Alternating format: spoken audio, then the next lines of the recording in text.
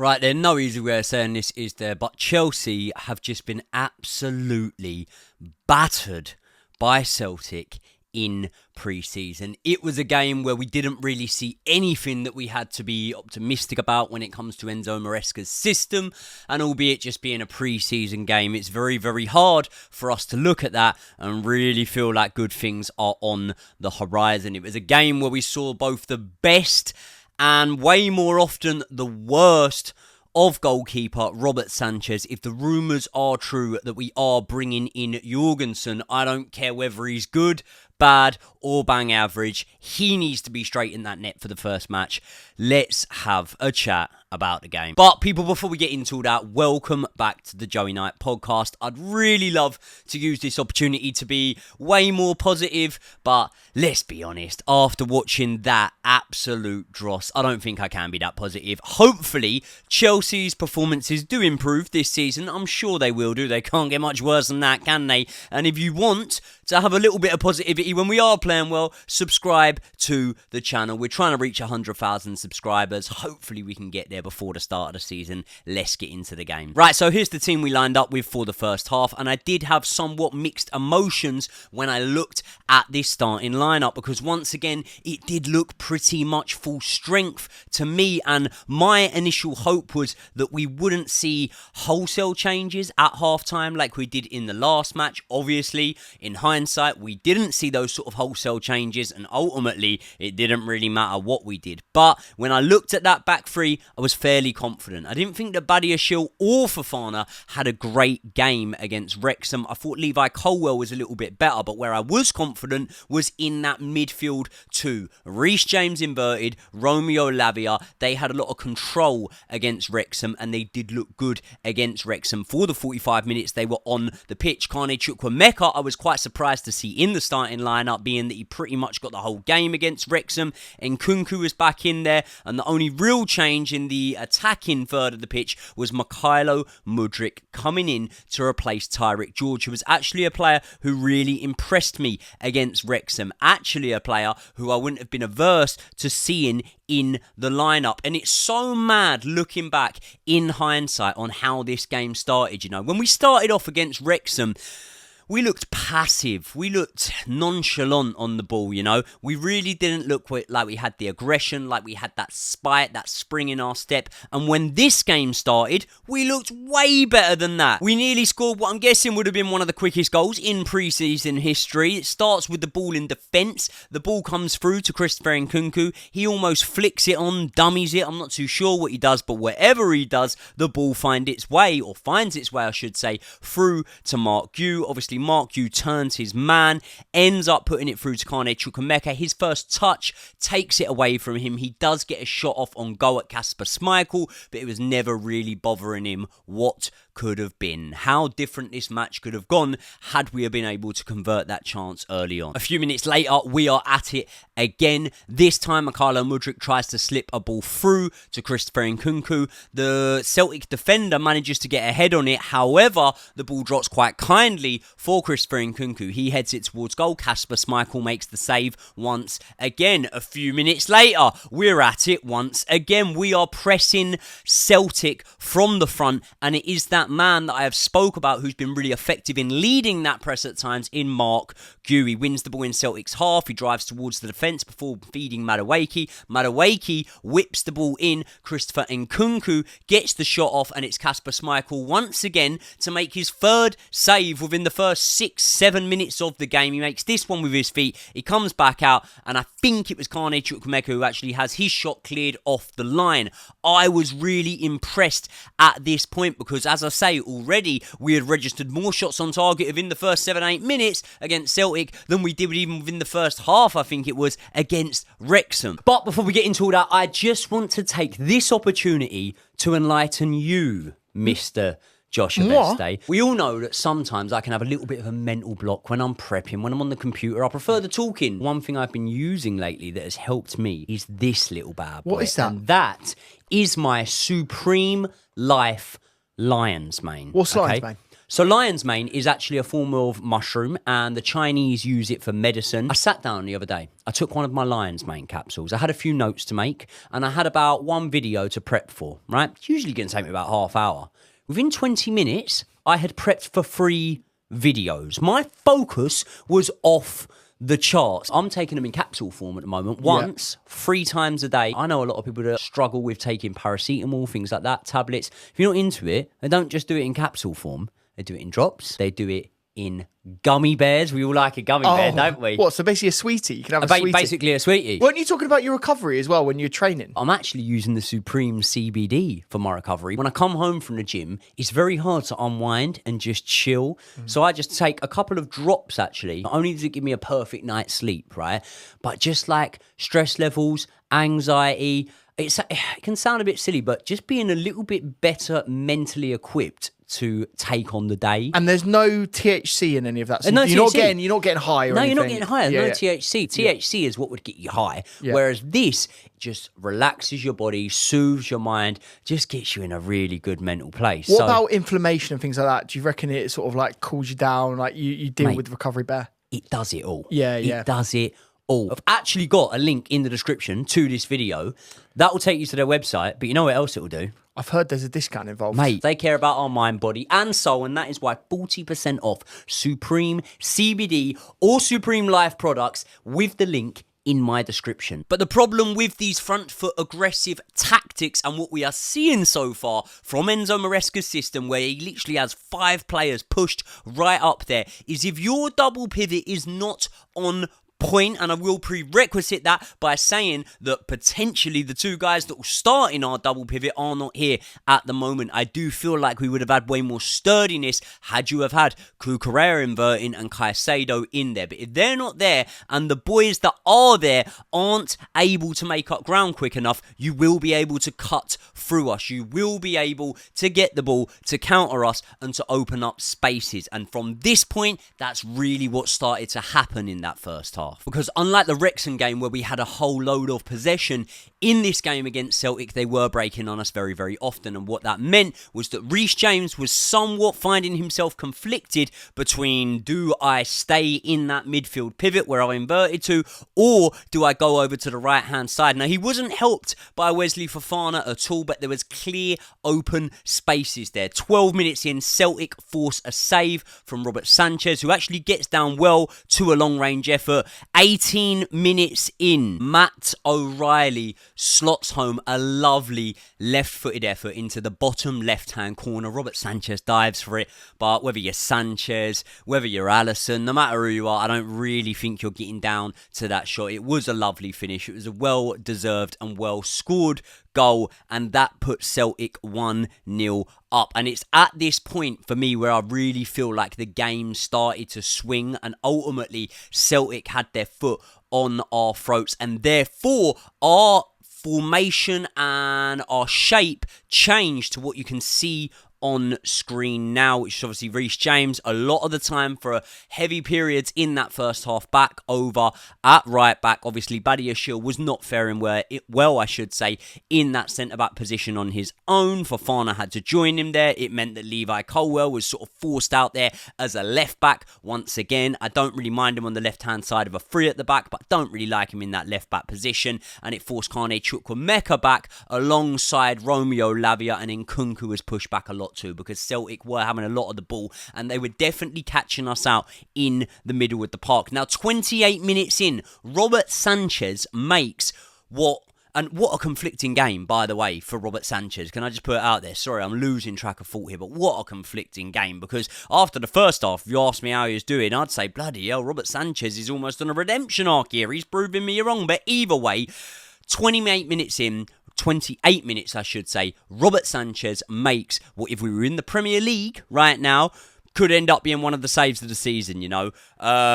More nervy and uncomfortable defending from Chelsea as Celtic just cut us to ribbons once again. It ends up 2 Celtic players on 1 Chelsea player. That 1 Chelsea player being the goalkeeper. It is literally harder to miss this attempt than to score it, but Robert Sanchez channels his inner ninja and somehow dives across, puts his body on the line and saves Kyogo's effort, if I'm pronouncing that name right. Although Kyogo, if I am pronouncing it right, didn't have to wait too long to get on the score sheet, because after 32 minutes on the clock, Celtic get the ball out wide. No option to whip the ball in at that moment, as Kyogo is way offside. But Badiashile somehow isn't really looking at what he's doing. He literally forces the line so far back, and there's no actual need to, because the rest of the defence are holding the line quite well. Once he does that, very easy, Celtic cut through with one ball, squared across, and Kyogo, the man that wore a gum shield in this match for some sort of reason, slots it in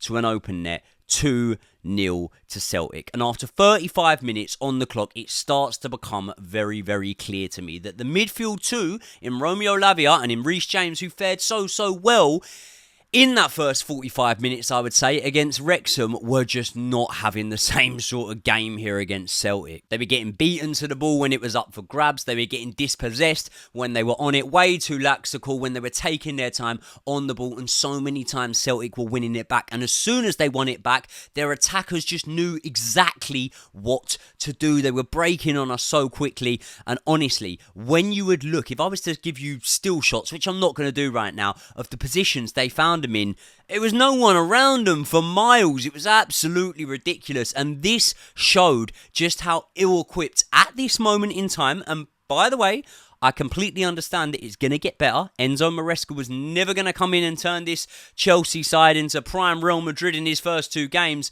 but we really need to get to understand the defending side of this Enzo Maresca system, because it was way too easy to cut through. That was pretty much how the first half went for the entire thing.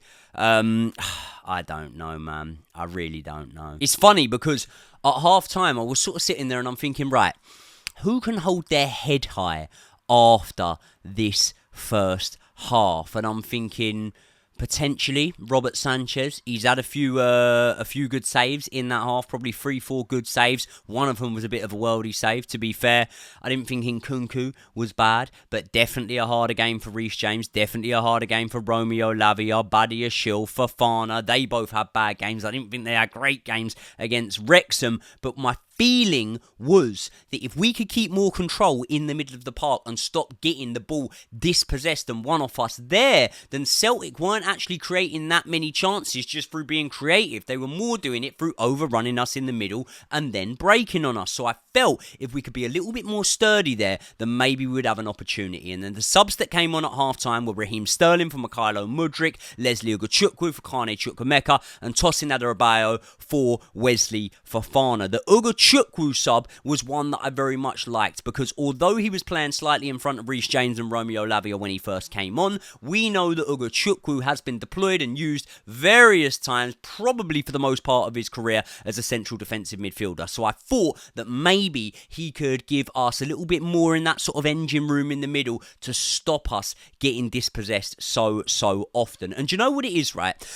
The first half started really well, right? We started on the front foot, we were really good, and then it calmed right down. And I thought at the time that might be a tactical thing. Now, in reflection after watching the second half, I just don't think we had the fitness there, because the second half started the same. Mark Gu continuing his recent run of form, being a problem to the defence. He manages to sort of muster himself a chance out of nothing, really. Ends up getting a shot on goal. The keeper saves it. It falls to Raheem Sterling. Raheem Sterling hits the post. Could have made it 2-1 in that moment, wasn't able to make it 2-1 because the shot did rattle off the woodwork. And to be fair, Sturbo did seem bang up for it upon getting onto the pitch, because almost somewhat out of a character for Raheem Sterling, he was actually pressing the ball and he was trying hard to win it back. I think he was licking his lips and relishing the opportunity that, okay, we're 2-0 down here, but there's been a couple of individual errors, and maybe if we can compose ourselves and come a little bit better in the second half, I can put my cape on my back here and I can be the one that drives us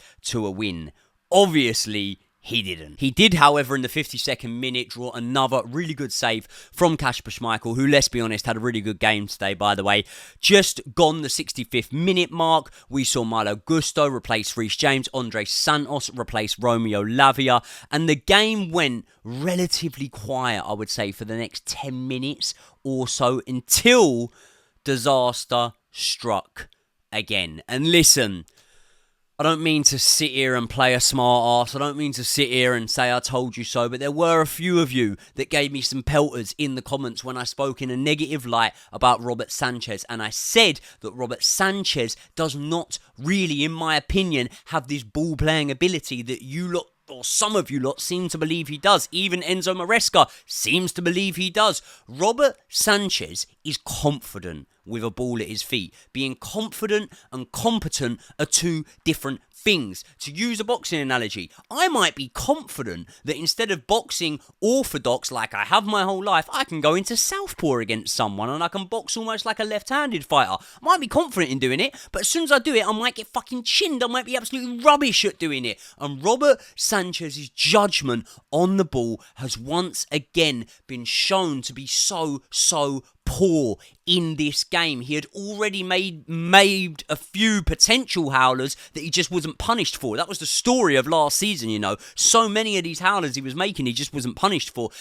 And he made a few, he sort of got away with it, and then the horror moment came because the ball comes back to Robert Sanchez. The Chelsea players are running back towards him. Badiashile, by the way, is sprinting back towards Robert Sanchez. And why is he doing that? Because the Celtic attackers are pressing quickly. Now, any goalkeeper from any period of time with a brain in their head will understand in that moment you are 2-0 down here. I understand that Maresca wants to play out from the back, but you know what? Sometimes you live to fight another day, you hoof that ball up the pitch, there's a small chance that we might suddenly get on the end of it. If the passing ability is that good, then maybe you might even find a man under pressure. But what you don't do is you do not pass the ball to a player who is sprinting towards you. He gives Badiashile an absolute hospital pass. Could Badiashile have done better? Yes, probably so, but I don't think he was in a position to be able to receive that ball in the first place. He's dispossessed, and Palmer, not the Palmer we know and love, the Celtic Palmer, he scores. Can't get any worse than this. No, it can. Within seconds, they go and fucking score again. Johnston grabs another goal for Celtic, makes it 4-0. Sanchez is swiftly subbed off. We need to get the new boy Jorgensen in straight away and get him between the sticks, because I'll tell you what, if Sanchez can't even play out from the back when the pressure is off pretty much in a pre-season friendly like Celtic, how's he going to do it in the league? You seriously think he's going to be able to do it in the Premier League? Jorgensen's apparently coming in to fight for the spot. Well, I'll tell you what, mate, he could fight like the absolute worst boxer I've ever seen, because he'd still be able to take that number one spot of Robert Sanchez on today's showing. Maybe I'm being harsh. I don't know. Nkunku scored a penalty in the 90th minute. To be honest, I started setting all this up because I didn't want to be doing this all night. And I didn't even see who won the penalty. You lot tell me who won it. I don't know. Nkunku slotted it home well. Let's speak about the game. Takeaways from the game.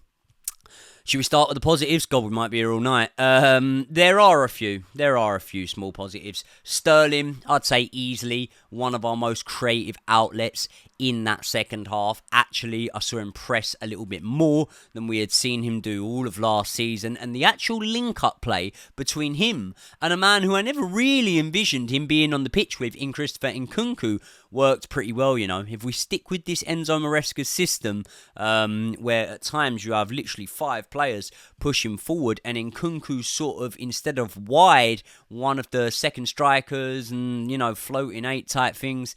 If he's there and Sterling's there, then maybe them two might link up quite well, because they seem to do so at times today. I feel like Christopher Nkunku can probably walk away from this match with his head not held high, but it won't be dipped down. It can just be at normal head height, I suppose, Christopher Nkunku's head, because he wasn't bad. From what I saw, he tried.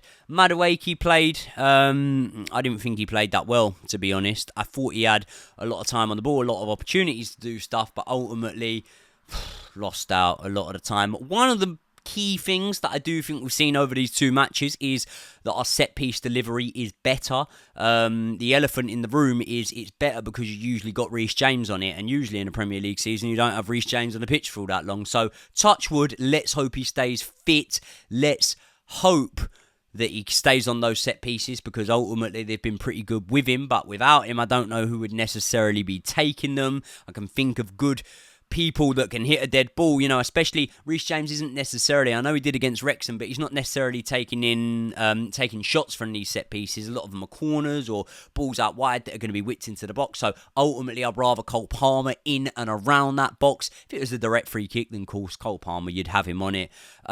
Cole Palmer, a man I spoke about there, Caicedo, Jackson. On today's showing, Jorgensen, possibly Kieran Dewsbury-Hall, definitely Mark Cucurella will all be players who I would imagine would be in a strongest Chelsea 11, and none of them are featuring at the moment. Even Renato Vega, he only got a few minutes towards the end. Maybe he'd break his way into a strongest Chelsea 11. So what we do have to do is be a little bit more upbeat in understanding that we've still got some of the big boys to come back. Some players that can come back and really make a difference. Enzo Fernandez, I didn't even include him in there. So in reality, towards the back end of this pre-season, especially so when we're playing Inter Milan, that's when we're really, really going to see a better reflection, a better image of how this Chelsea team might line up, and then maybe we can make a better judgment, you know, maybe we can. One thing I do know is that we're desperately missing Mark Cucurella. We really are. We're trying to invert that right-hand side at the minute, and I understand why we're trying to do it. Ben Chilwell has been pretty rubbish for the last 12 months, to be honest. Now, you lot had a go at me in my pre-match video because I put Chilwell on the left wing, and maybe I wasn't articulate enough to explain why I had put him there. I had put him there because Enzo Maresca had him training with the wingers. That's what we were being told. And I didn't want to see him a left-back or in that centre-back free because I don't think he's good enough to do that at this point in time. And despite me seeing him and not looking great doing it under Pochettino, I do think that when you've got a player who has won what Ben Chilwell has won for us, and especially even is on the wages that Ben Chilwell's on, you shouldn't just throw the towel in that quickly off the back of one bad sort of half a season when he wasn't injured. What you should do is ultimately try him out in maybe a different position in some of these games. Ultimately, when what I think will probably happen, which is Enzo Maresca looks at it and goes, nah, value for money wise and value for wages wise, we're not getting out of you what we need to be, then we give him the boot, possibly. But I did think we could start him there, but ultimately it doesn't matter, where I think Ben Chilwell plays, because Cucurella is so far ahead of him. It's light years at this point, and Cucurella is such a hole in this team, because I think that the best you're going to see from Reece James this season is in the right-hand side of those three at the back. I don't want to see him inverting. I want to see Cucurella inverting. I want to see maybe Romeo Lavia or Caicedo next to him. I actually think that Caicedo has the ball-playing ability to play maybe where we saw Ugachukwu play in these last couple of games, a little bit further forward. I don't rule that out. Caicedo's got a really good weight of pass, really good vision, so I could see him in there. However, the news is today that the likes of Cucurella, Gallagher, Cole Palmer, Enzo Fernandez and Caicedo will all not be linking up with Chelsea on the pre-season tour. So I hope Enzo Maresca has this in mind and he's already started thinking about how he's going to fit Cucurella in, because for me, at the minute, off the back of today's game, I think Reece James might be better in the back three, and Cucurella needs to be the one that inverts. And I might be jumping the gun ever so slightly. I really might be. I'm going to give you a little tale here that may make you feel a little bit better. And by the way, we've still got plenty of games to play in pre-season. We've still got another 4 have we? Maybe 3. In 2010, right? Carlo Ancelotti's side played 5 pre-season matches. 4 really in the Community Shield, but we'll call it 5. The first one, we beat Crystal Palace by 1-0. Then, from that point onwards, we were beaten in every single match we played, right? We lost 3-1 to Ajax, 2-1 to Frankfurt, 2-1 to Hamburg. Not only that, we lost our next match, our 4th in a row, and this time there was silverware up for grabs as we were beaten 3-1 in the Community Shield by Manchester United. That season, we won our first Premier League match by 6-0. We won our second Premier League match by 6-0. We had a good season. We finished second in the league. So it is not all doom and gloom. Do not panic just yet. But I will admit, really, really disappointed from this today's display. Chelsea need to be way, way better, man. Way, way better than we were today to have any sort of chance next season. But we will be better. Let's be honest. We will be better, you know.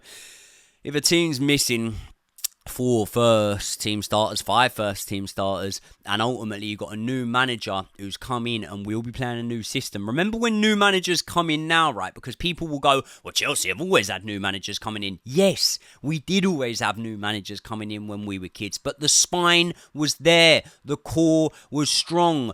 JT, Lampard, Drogba, and so many other more guys that, you know, I'm not even going to put that same sort of emphasis on because they might not go down in club legend status, but they were a big part of the dressing room. Ivanovic, you know, Peter Cech, obviously. There were so many other players in there that were big, big players for Chelsea Football Club, and they made the transition period so much easier. And at the moment, we don't have that, okay? It is pre-season, you know. Sometimes teams do not get off to a flyer in pre-season, and it is not a direct indication on what happens in the league. But if you said to me right now, am I confident for the opening day against Manchester City? No, I'm not. No, I'm not. Not off the back of that. But we will see better. I am sure we'll see a much better display against Club America. No need to panic just yet. You're right to be disappointed. You wouldn't be right to panic, in my opinion. Maybe I'm an eternal optimist here, and it's very hard to be optimistic after sitting through that shit, but I am still optimistic. I don't think we need to panic. I don't think we need to throw the baby out of the bathwater, but I do think